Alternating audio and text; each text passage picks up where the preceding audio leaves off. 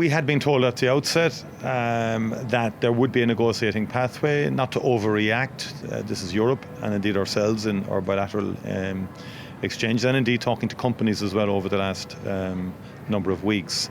So there was a sense, although no clear pathway, but there was a sense that this would end up in some negotiating process.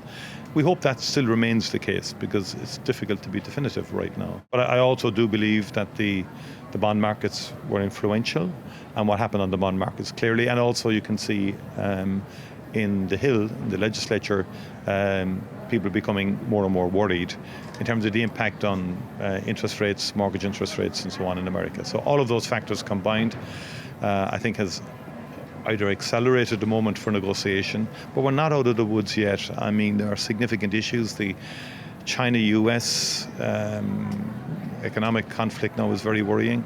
That has on its own the capacity to continue to dampen investment and lead to instability in the markets. And also we're conscious that the 25% still remains and we're looking at a 10% tariff